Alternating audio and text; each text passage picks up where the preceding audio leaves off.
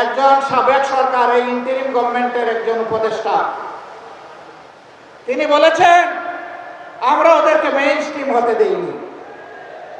ওরা পাওয়ার কথা ছিল 168, আমরা এদেরকে নামিয়ে এনেছি 68-তে। তাইলে তিনি স্বীকার করে নিয়েছেন যে একটা নিরপেক্ষ সরকারের অংশ হয়ে তিনি দেশবাসীর সাথে বিশ্বাসঘাতকতা করেছেন। তিনি বলেন নাই যে আমি নামিয়ে এনেছি, বলেছেন আমরা নামিয়ে এনেছি বহু বছর। তাইলে বাকি বছরগুলা কারা? এদের চেহারাও জাতির সামনে আপনি একটু বলে দেন, একা দায় নিবেন কেন? আরেকজন সংসদের ভিতরে স্থানীয় সরকার পল্লী উন্নয়ন প্রতিমন্ত্রী, তিনি বলেছেন যুবকরা ছাত্ররা আন্দোলন করে ফ্যাসিবাদের পতন ঘটিয়েছে, আমরাও ছিলাম। তবে ডক্টর মোহাম্মদ ইউনূস ক্যাপ্টেনের হাতে লন্ডনে গিয়ে পতাকা দিয়ে এসেছেন, ক্যাপ্টেনের হাতে নাকি ট্রফি দিয়ে এসেছেন। ট্রফি যদি আগেই ক্যাপ্টেনের হাতে চলে যায় তাহলে এটা ছিল নির্বাচন নামের তামসা।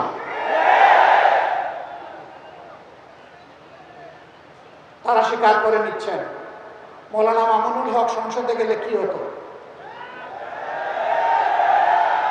যা হতো এর ভয়েই তাকে আটকে দেওয়া হয়েছে। কয়দিন, কতদিন আটকাবে? ইনশাআল্লাহ দেশপ্রেমিকরাই বাংলাদেশ আগামীতে পরিচালনা করবে ইনশাআল্লাহ।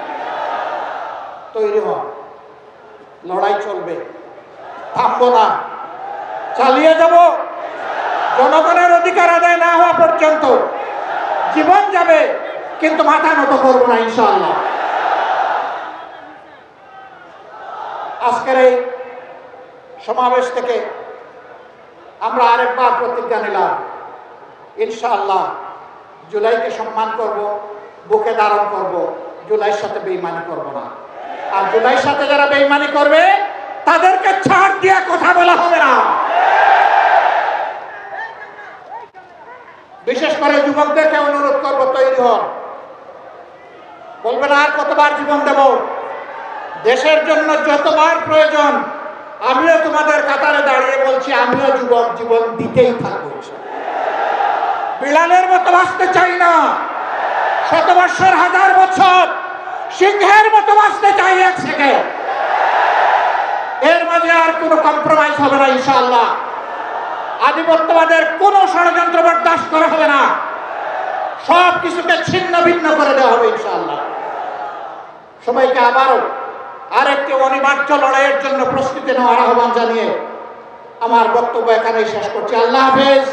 বাংলাদেশ জিন্দাবাদ, বাংলাদেশ খেলাফত মজলিস জিন্দাবাদ।